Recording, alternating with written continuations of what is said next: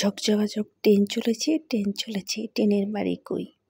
কবিতাটা খুব সুন্দর না? আমার তো ছোটোবেলায় এই কবিতাটা পড়তে ভীষণ ভালো লাগতো। আর ছোটোবেলায় ভাবতাম ট্রেন কীভাবে চলে, এটা যদি আমি একবার দেখতে পেতাম। তাই না? এখন তো বড় হয়ে বুঝি ট্রেন কীভাবে চলে। ভীষণ ভালোই লাগে ছোটোবেলার সেই স্মৃতিগুলি, যে ট্রেন দেখতে মানে কেমন হয়, ট্রেন কীভাবে চলে, মানে বইয়ের ওই ছবিটা দেখে না খুব ইচ্ছে করতো ট্রেন দেখতে। আর যখন বড় হয়ে ট্রেন দেখলাম তখন ভাবতাম এটাই ট্রেন। এ তো দেখেন আপনাদের সাথে কথা বলতে বলতে কিন্তু আমার ট্রেনটা চলেও গেল। আসসালামু আলাইকুম, হ্যালো এভরিওয়ান, কেমন আছেন সবাই? আশা করি ভালো আছেন। আমি লাবণী আমার আজকের আরেকটি নতুন ভিডিওতে দেখার স্বাগতম জানাচ্ছি। আর এই তো দেখেন আপনাদের সাথে কথা বলতে বলতে কিন্তু আমি বাসায় চলে আসছি। এই তো এই যে রুমে ঢুকে গেলাম। এখন এই যে এখানে এখন ব্যাগটা রাখবো, বোরখাটা খুলে চেঞ্জ করে একটু ঠান্ডা হয়ে তারপরে ঘরের সব কাজ করে নেব।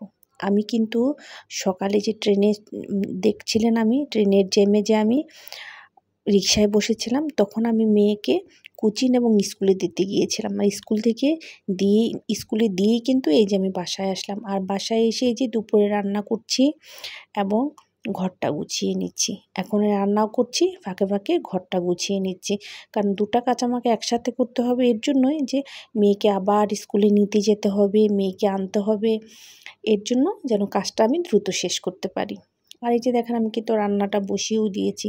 এখানে যে ইলিশ মাছ রান্না করব মুখি দিয়ে, আর ডাল রান্না করব, আর শাক ভাজিটা বিকেলে এসে করব, কারণ এত রান্না করতে গেলে সময় পাবো না।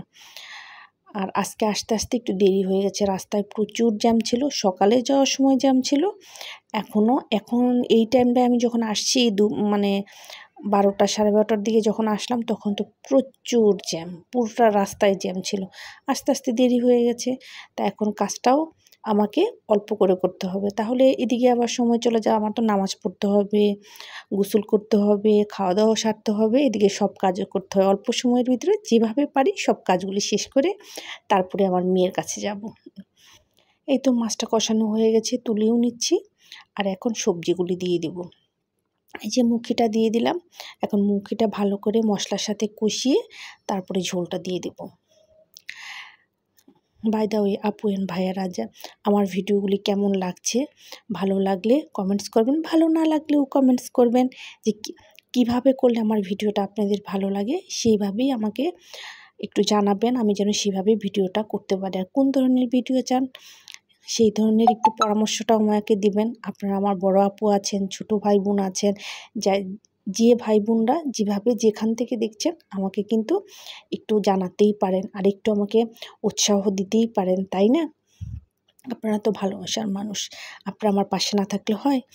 আপনারা ইনশাল্লাহ, আলহামদুলিল্লাহ, আপনারা সবাই আমার পাশে থাকবেন। ভালো লাগলে আমার ভিডিওটা যখন দেখবেন, আর শুরুতে যারা দেখবেন, একটু দেরিতেও যারা দেখবেন, দেখার শুরুতে একটা লাইক করবেন, কমেন্টস করবেন, সাবস্ক্রাইব করবেন, পাশে থাকা বেল আইকনটা বাজিয়ে দিবেন, যেন আমার ভিডিও নোটিফিকেশনটা সবার আগে পেয়ে যান। আর যারা ফেসবুক থেকে দেখবেন তারা ফলো করবেন, শেয়ার করবেন ফ্যামিলি অ্যান্ড ফ্রেন্ডসদের মাঝে।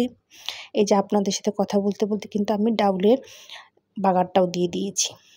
আর এই যে এখানে আমার মশলাটাও সাথে সবজিটা কষানো হয়ে গেছে, এখন এই ঝোলটা দিয়ে দিব। ঝোলটা দেওয়া হয়েও গিয়েছে, আর এখন এই যে মাছটা দিয়ে দিলাম। আর এইদিকে কিন্তু আমার ওইদিকে সব কাজ কমপ্লিট করে ফেলেছি। সব কিছু তো আর একবারে এক ভিডিওতে দেখানো সম্ভব না, কারণ একা হাতে ভিডিও করতে হয় আর এক হাতেও সব করতে হয়। এইদিকে রান্নাবান্না শেষ করে নামাজ পড়ে গোসলও শেষ করে ফেলেছি। এখন এই যে মেয়েকে নিতে যাচ্ছি, এখন মেয়েকে নিতে স্কুলে যাব।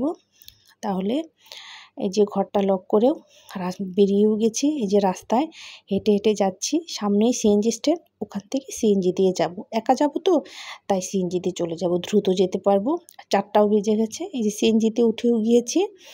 এখন সিএনজিটা ছেড়ে দিলে আরেকজন লোকের হলেই যেতে পারবো, এখানে 3জন লোক নেয়। এই তো এই যে এখন সিএনজিওয়ালা মামা সিএনজিটাও ছেড়ে দিয়েছে। আপন মনে উনি গাড়ি চালিয়ে যাবেন, আর আমরাও বাইরে প্রাকৃতিক একটু হালকা হালকা বাতাসে যেতে পারবো।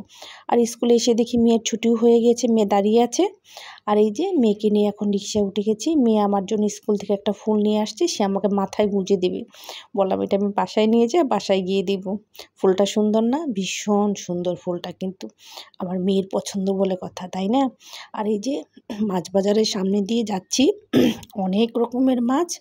এই তো বাসার কাছাকাছি প্রায় চলে আসছি। আর এখানে রিক্সা থেকে নামতেই দেখলাম যে এই যে মাটির জিনিস নিয়ে বসছে, এখানে আমিও একটু দেখছিলাম।